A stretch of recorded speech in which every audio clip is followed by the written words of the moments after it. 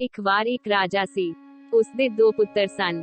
ਜਦੋਂ ਉਸਦੀ ਰਾਣੀ ਬਿਮਾਰ ਹੋ ਗਈ ਤਾਂ ਉਸਨੇ ਰਾਜੇ ਨੂੰ ਕਿਹਾ, ਜੇ ਮੈਂ ਮਰ ਜਾਵਾਂ ਤਾਂ ਮੇਰਾ ਦੁਬਾਰਾ ਵਿਆਹ ਨਾ ਕਰਾਉਣਾ। ਰਾਜੇ ਨੇ ਕਿਹਾ, ਚੰਗਾ। ਰਾਜੇ ਨੇ ਰਾਣੀ ਨੂੰ ਦੁਬਾਰਾ ਵਿਆਹ ਨਾ ਕਰਵਾਉਣ ਦਾ ਵਾਅਦਾ ਕੀਤਾ। ਕੁਝ ਦਿਨਾਂ ਬਾਅਦ ਰਾਣੀ ਦੀ ਮੌਤ ਹੋ ਗਈ। ਉਸਦੀ ਰਸਮ ਤੋਂ ਬਾਅਦ ਰਾਜਾ ਇਕੱਲਾ ਰਹਿਣ ਲੱਗਾ। ਉਸਨੇ ਦੂਜਾ ਵਿਆਹ ਨਹੀਂ ਕਰਵਾਇਆ। ਜਦੋਂ ਰਾਜੇ ਦਾ ਵੱਡਾ ਪੁੱਤਰ ਜਵਾਨੀ ਨੂੰ ਪਹੁੰਚਿਆ ਤਾਂ ਰਾਜੇ ਨੇ ਉਸ ਦਾ ਵਿਆਹ ਕਰ ਦਿੱਤਾ।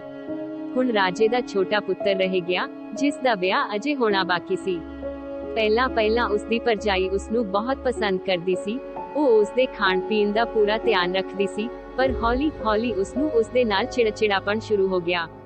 ਇੱਕ ਦਿਨ ਰਾਜੇ ਦੇ ਛੋਟੇ ਪੁੱਤਰ ਨੇ ਕਿਹਾ, ਭੈਣ ਜੀ, ਮੈਨੂੰ ਭੋਜਨ ਦੇ ਦਿਓ। ਇਹ ਸੁਣ ਕੇ ਰਾਣੀ ਨੇ ਕਿਹਾ, ਸਿਰਫ ਰੋਜ਼ ਖਾਣਾ। ਅੱਜ ਮੈਂ ਤੁਹਾਨੂੰ ਭੋਜਨ ਦੇਣੀ ਹਾਂ, ਪਰ ਹੁਣ ਜਲਦੀ ਤੋਂ ਜਲਦੀ ਕਿਸੇ ਕੁੜੀ ਨਾਲ ਵਿਆਹ ਕਰ ਲਓ ਜੋ ਤੁਹਾਡੇ ਖਾਣ ਪੀਣ ਦਾ ਧਿਆਨ ਰੱਖੇਗੀ। ਵੈਸੇ ਵੀ ਤੂੰ ਕਿਹੜੀ ਨੂਰਾ ਪਰੀ ਦਾ ਵਿਆਹ ਸਾਧਾਰਨ ਕੁੜੀ ਨਾਲ ਕਰੇਗੀ। ਉਸਦੇ ਜੀਜਾ ਨੇ ਕਿਹਾ, ਚੰਗਾ। ਇਹ ਕਹੇ ਕਿ ਉਹ ਆਪਣੀ ਭਰਜਾਈ ਤੋਂ ਗੁੱਸੇ 'ਚ ਘਰੋਂ ਚਲਾ ਗਿਆ। ਰਸਤੇ ਵਿੱਚ ਇੱਕ ਪਿੰਡ ਆਇਆ। ਉਹ ਬਹੁਤ ਭੁੱਖਾ ਸੀ। ਉਹ ਪਿੰਡ ਦੇ ਇੱਕ ਗੇਟ ਕੋਲੋਂ ਲੰਘ ਗਿਆ। ਦਰਵਾਜ਼ੇ ਤੇ ਇੱਕ ਬਜ਼ੁਰਗ ਬੈਠਾ ਸੀ। ਉਸਦੇ ਕੋਲ ਉਸਦੇ ਪੋਤੇ ਪੋਤੀਆਂ ਖੇਡ ਰਹੀਆਂ ਸਨ। ਰਾਜਕੁਮਾਰ ਉਸ ਬਾਬੇ ਕੋਲ ਗਿਆ ਅਤੇ ਉਸਨੂੰ ਮੱਥਾ ਟੇਕਿਆ ਅਤੇ ਕਿਹਾ, ਬਾਬਾ ਜੀ, ਮੈਨੂੰ ਬਹੁਤ ਭੁੱਖ ਲੱਗੀ ਹੈ।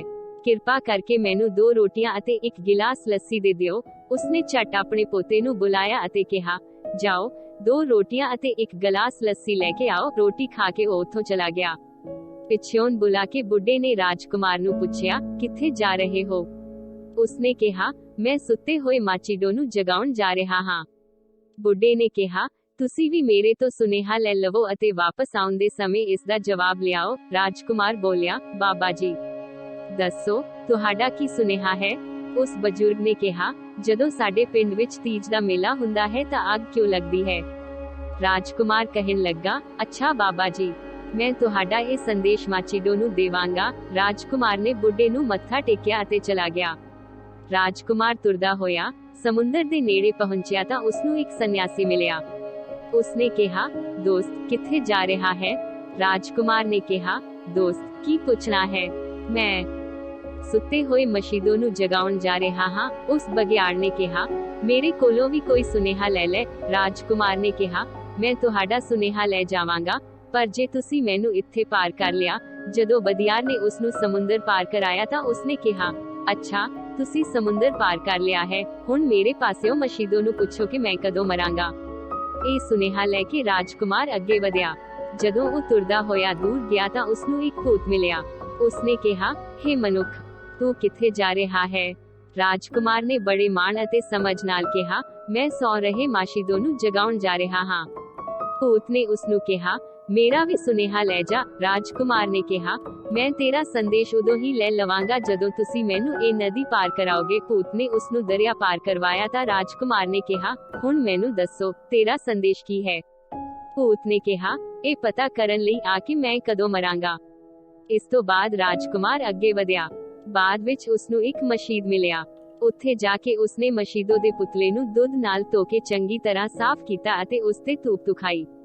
ਮਸ਼ੀਦ ਉੱਠਿਆ। ਜਾਗਦਿਆਂ ਹੀ ਉਸ ਭੂਤ ਨੇ ਰਾਜਕੁਮਾਰ ਵੱਲ ਦੇਖਿਆ ਅਤੇ ਪੁੱਛਿਆ, ਹੇ ਸੁੰਦਰ ਨੌਜਵਾਨ, ਤੁਸੀਂ ਇੱਥੇ ਕਿਵੇਂ ਆਏ? ਉਸਨੇ ਸਾਰੀ ਕਹਾਣੀ ਦੱਸੀ। ਮਸ਼ੀਦ ਨੇ ਕਿਹਾ, ਪੁੱਛੋ, ਤੁਸੀਂ ਕੀ ਚਾਹੁੰਦੇ ਹੋ? ਰਾਜਕੁਮਾਰ ਨੇ ਕਿਹਾ, ਤੂੰ ਸਭ ਕੁਝ ਦੇ ਦਿੱਤਾ ਹੈ। ਉਸਨੇ ਆਖਰ ਤੀਸਰਾ ਵਾਅਦਾ ਕਿਹਾ ਅਤੇ ਪੁੱਛਿਆ, ਤੀਸਰਾ ਵਾਅਦਾ ਹੈ? ਪੁੱਛੋ, ਤੁਸੀਂ ਕੀ ਚਾਹੁੰਦੇ ਹੋ? ਇਹ ਵਾਅਦਾ ਖਾਲੀ ਨਹੀਂ ਜਾਣਾ ਚਾਹੀਦਾ। ਸ਼ਹਿਜ਼ਾਦੇ ਨੇ ਕਿਹਾ, ਜੇ ਤੁਸੀਂ ਕੁਝ ਨਹੀਂ ਚਾਹੁੰਦੇ ਹੋ, ਪਰ ਮੇਰੇ ਕੋਲ ਕੁਝ ਸੁਨੇਹੇ ਹਨ, ਕਿਰਪਾ ਕਰਕੇ ਉਹਨਾਂ ਦਾ ਜਵਾਬ ਦਿਓ। ਮੈਂ ਵਾਪਸ ਜਾਵਾਂਗਾ, ਮੈਨੂੰ ਉਹਨਾਂ ਸੰਦੇਸ਼ਾਂ ਦੇ ਜਵਾਬ ਲੈਣੇ ਪੈਣਗੇ। ਜੇ ਤੁਸੀਂ ਦਿੰਦੇ ਹੋ ਤਾਂ ਤੁਹਾਨੂੰ ਬਹੁਤ ਬਖਸ਼ਿਸ਼ ਹੋਵੇਗੀ। ਮੈਂ ਇਹ ਲੈ ਲਵਾਂਗਾ ਕਿ ਤੁਸੀਂ ਸਭ ਕੁਝ ਦਿੱਤਾ ਹੈ। ਮਸ਼ੀਦ ਨੇ ਪੁੱਛਿਆ, ਤੁਹਾਡੇ ਕੋਲ ਕਿਹੜੇ ਸੰਦੇਸ਼ ਹਨ? ਉਹਨਾਂ ਦੇ ਜਵਾਬ ਆਪਣੇ ਨਾਲ ਲੈ ਜਾਓ। ਰਾਜਕੁਮਾਰ ਨੇ ਕਿਹਾ, ਇੱਕ ਤਾਂ ਇਹ ਕਿ ਕੋੜੀ ਇਸ ਤਰ੍ਹਾਂ ਖੇਤਾਂ ਵਿੱਚ ਚੱਲ ਰਹੀ ਸੀ। ਉਸਨੇ ਕਿਹਾ, ਹੈ ਭਾਈ, ਮਸ਼ੀਦ ਤੋਂ ਪਤਾ ਕਰੋ ਕਿ ਮੈਨੂੰ ਕੋਈ ਕਿਉਂ ਨਹੀਂ ਫੜਦਾ। ਮੈਨੂੰ ਕੋਈ ਨਹੀਂ ਸਵਾਰਦਾ, ਕੀ ਗੱਲ ਹੈ? ਮਸ਼ੀਦ ਨੇ ਕਿਹਾ, ਇਹ ਇਸ ਲਈ ਹੈ ਕਿਉਂਕਿ ਜੋ ਵੀ ਲੰਘਦਾ ਹੈ ਉਹ ਸੋਚਦਾ ਹੈ ਕਿ ਇਹ ਕਿਸੇ ਦੀ ਹੈ ਅਤੇ ਕੋਈ ਇੱਥੇ ਬੈਠਾ ਇਸ ਨੂੰ ਚੱਲ ਰਿਹਾ ਹੋਵੇਗਾ। ਇਸ ਲਈ ਕੋਈ ਇਸ ਤੇ ਸਵਾਰ ਨਹੀਂ ਹੁੰਦਾ। ਫਿਰ ਮਸ਼ੀਦ ਨੇ ਕਿਹਾ, ਹੁਣ ਦੂਜਾ ਸੁਨੇਹਾ ਦੱਸੋ। ਰਾਜਕੁਮਾਰ ਨੇ ਕਿਹਾ, ਮੈਨੂੰ ਇੱਕ ਭੂਤ ਮਿਲਿਆ ਹੈ। ਉਹ ਪੁੱਛਦਾ ਸੀ ਕਿ ਉਹ ਕਦੋਂ ਮਰੇਗਾ। ਇਹ ਸੁਣ ਕੇ ਮਸ਼ੀਦ ਨੇ ਜਵਾਬ ਦਿੱਤਾ, ਉਹ ਉਦੋਂ ਮਰੇਗਾ ਜਦੋਂ ਉਹ ਆਪਣੀ ਅੱਧੀ ਦੌਲਤ, ਜੋ ਕਿ ਬਰੋਟੇ ਦੇ ਦਰਖਤ ਹੇਠਾਂ ਦੱਬੀ ਹੋਈ ਹੈ, ਕਿਸੇ ਹੋਰ ਨੂੰ ਦੇ ਦੇਵੇਗਾ, ਨਹੀਂ ਤਾਂ ਉਹ ਦੁਖੀ ਅਤੇ ਦੁਖੀ ਹੋਵੇਗਾ। ਫਿਰ ਰਾਜਕੁਮਾਰ ਨੇ ਤੀਜਾ ਸੁਨੇਹਾ ਸੁਣਾ ਕੇ ਪੁੱਛਿਆ ਕਿ ਉਸਨੂੰ ਕੋਈ ਬਗਿਆੜ ਲੱਭ ਗਿਆ ਹੈ। ਉਹ ਪੁੱਛਦਾ ਸੀ, ਉਹ ਕਦੋਂ ਮਰੇਗਾ। ਮਸ਼ੀਦ ਨੇ ਪਿਆਰ ਨਾਲ ਕਿਹਾ, ਤੁਸੀਂ ਸਾਰੇ ਮੌਤ ਬਾਰੇ ਪੁੱਛ ਰਹੇ ਹੋ। ਤਦ ਰਾਜਕੁਮਾਰ ਨੇ ਕਿਹਾ, ਹਾਂ, ਮੈਨੂੰ ਇਹ ਸੰਦੇਸ਼ ਦਿੱਤਾ ਗਿਆ ਹੈ। ਮਸ਼ੀਦ ਨੇ ਕਿਹਾ, ਸੁਣੋ। ਉਹ ਬਗਿਆੜ ਪਹਿਲਾਂ ਬ੍ਰਾਹਮਣ ਹੁੰਦਾ ਸੀ।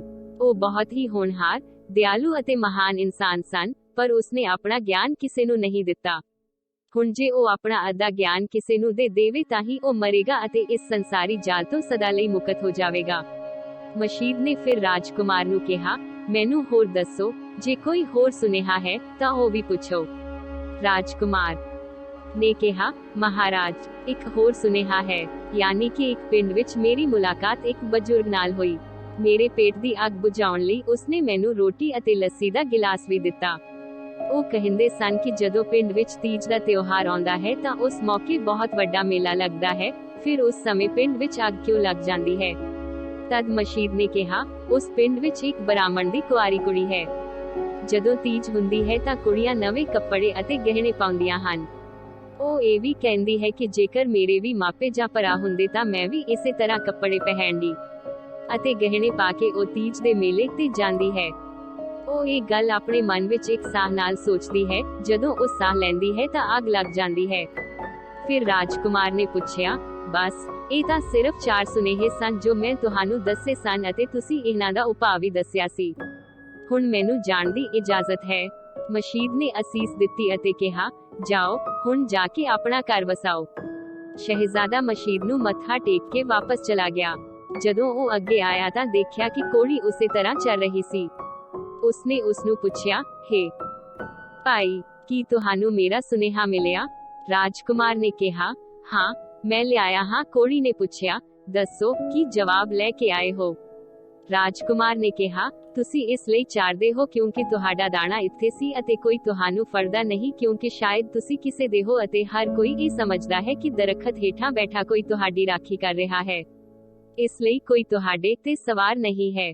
ਬਿੰਦੀ। ਇਹ ਸੁਣ ਕੇ ਕੋੜੀ ਨੇ ਕਿਹਾ, ਫੇਰ ਭਾਈ, ਤੁਸੀਂ ਹੀ ਸਵਾਰੀ ਕਰੋ, ਹੋਰ ਕਿਸੇ ਨੇ ਸਵਾਰੀ ਨਹੀਂ ਕਰਨੀ।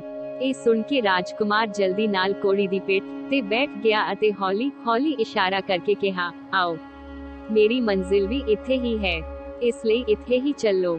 ਰਾਜਕੁਮਾਰ ਕੋੜੀ ਤੇ ਉੱਤਰ ਵੱਲ ਜਾ ਰਿਹਾ ਸੀ ਕਿ ਉਸਨੇ ਭੂਤ ਨੂੰ ਦੇਖਿਆ ਅਤੇ ਪੁੱਛਿਆ, ਕਿਉਂ ਭਾਈ, ਕੀ ਤੁਸੀਂ ਮੇਰੇ ਸੁਨੇਹੇ ਦਾ ਜਵਾਬ ਲਿਆਓਗੇ? ਇਹ ਸੁਣ ਕੇ ਰਾਜਕੁਮਾਰ ਨੇ ਕਿਹਾ, ਹਾਂ ਭਾਈ, ਮੈਂ ਤੁਹਾਡੇ ਸੰਦੇਸ਼ ਦਾ ਜਵਾਬ ਲੈ ਕੇ ਆਇਆ ਹਾਂ। ਭੂਤ ਨੇ ਪੁੱਛਿਆ, ਕੀ? ਮੈਨੂੰ ਜਲਦੀ ਦੱਸੋ। ਰਾਜਕੁਮਾਰ ਨੇ ਕਿਹਾ, ਜੇਕਰ ਤੂੰ ਆਪਣੇ ਬਰੋਟਾ ਦੇ ਦਰਖਤ ਹੇਠਾਂ ਦੱਬੇ ਹੋਏ ਤਨ ਵਿੱਚੋਂ ਅੱਧਾ ਤਨ ਕਿਸੇ ਹੋਰ ਨੂੰ ਦੇ ਦਿੰਦਾ ਹੈ ਤਾਂ ਤੂੰ ਮਰ ਜਾਵੇਂਗਾ। ਇਸ ਵਾਰ ਤੈਨੂੰ ਇਸ ਸੰਸਾਰ ਦੇ ਗੇੜ ਵਿੱਚ ਨਹੀਂ ਪੈਣਾ ਪਵੇਗਾ, ਜਿਸ ਨਾਲ ਤੈਨੂੰ ਮੁਕਤੀ ਮਿਲੇਗੀ। ਭੂਤ ਨੇ ਕਿਹਾ, ਜੋ ਅੱਧਾ ਪੈਸਾ ਮੈਂ ਕਿਸੇ ਹੋਰ ਨੂੰ ਦੇਵਾਂਗਾ, ਤੁਸੀਂ ਉਹ ਅੱਧਾ ਮੇਰੇ ਤੋਂ ਲੈ ਲਵੋ। ਰਾਜਕੁਮਾਰ ਨੇ ਤੁਰੰਤ ਦੇਣ ਤੋਂ ਅੱਧਾ ਤਨ ਲੈ ਲਿਆ ਅਤੇ ਆਪਣਾ ਰੱਥ ਭਰ ਲਿਆ। ਭੂਤ ਨੇ ਕਿਹਾ, ਭਾਈ, ਮੈਂ ਹੁਣ ਮਰਨਾ ਹੈ, ਜੇਕਰ ਤੁਹਾਨੂੰ ਕਦੇ ਹੋਰ ਪੈਸਿਆਂ ਦੀ ਲੋੜ ਹੋਵੇ ਤਾਂ ਇੱਥੋਂ ਲੈ ਜਾਓ। ਜਦੋਂ ਰਾਜਕੁਮਾਰ ਆਪਣੇ ਰੱਥ ਨਾਲ ਰਵਾਨਾ ਹੋਇਆ ਤਾਂ ਭੂਤ ਮਰ ਗਿਆ। ਇਸੇ ਤਰ੍ਹਾਂ ਹੌਲੀ ਹੌਲੀ ਅੱਗੇ ਵਧਦਿਆਂ ਉਸਨੂੰ ਪਿੰਡ ਦਾ ਬਜ਼ੁਰਗ ਮਿਲ ਗਿਆ। ਹੁਣ ਉੱਥੇ ਉਸਨੂੰ ਰਾਜਕੁਮਾਰ ਫਿਰ ਭੁੱਖ ਲੱਗਣ ਲੱਗੀ। ਉਸਦੇ ਪੋਤੇ ਪੋਤੀਆਂ ਪਹਿਲਾਂ ਵਾਂਗ ਉਸ ਬੁੱਢੇ ਕੋਲ ਖੇਡ ਰਹੇ ਸਨ। ਉਹ ਕੋੜੀ ਤੋਂ ਹੇਠਾਂ ਉਤਰਿਆ ਅਤੇ ਉਸਨੂੰ ਕਿਹਾ, ਬਾਬਾ, ਮੈਨੂੰ 2 ਚਪਾਤੀਆਂ ਅਤੇ 1 ਗਿਲਾਸ ਲੱਸੀ ਦੇ ਦਿਓ। ਬਾਬੇ ਨੇ ਆਪਣੇ ਪੋਤੇ ਨੂੰ ਕਿਹਾ, ਜਾਓ, 1 ਗਿਲਾਸ ਲੱਸੀ ਅਤੇ 2 ਰੋਟੀਆਂ ਲਿਆਓ। ਜਦੋਂ ਉਹ ਰੋਟੀ ਲੈਣ ਗਏ ਤਾਂ ਬੁੱਢੇ ਨੇ ਰਾਜਕੁਮਾਰ ਨੂੰ ਪੁੱਛਿਆ, ਕਿਉਂ ਭਾਈ, ਤੁਸੀਂ ਮੇਰੀ ਗੱਲ ਦਾ ਕੋਈ ਜਵਾਬ ਲੈ ਕੇ ਆਓਗੇ ਜਾਂ ਨਹੀਂ? ਰਾਜਕੁਮਾਰ ਨੇ ਕਿਹਾ, ਤੁਹਾਡੇ ਪਿੰਡ ਵਿੱਚ ਇੱਕ ਬ੍ਰਾਹਮਣ ਕੁੜੀ ਹੈ ਜੋ ਅਣਵਿਆਹੀ ਹੈ। ਜਦੋਂ ਤੀਜ ਦਾ ਮੇਲਾ ਹੁੰਦਾ ਹੈ ਤਾਂ ਸਾਰੀਆਂ ਕੁੜੀਆਂ ਸੋਹਣੇ ਕੱਪੜੇ ਅਤੇ ਗਹਿਣਿਆਂ ਵਿੱਚ ਸਜਾ ਕੇ ਮੇਲਾ ਦੇਖਣ ਜਾਂਦੀਆਂ ਹਨ।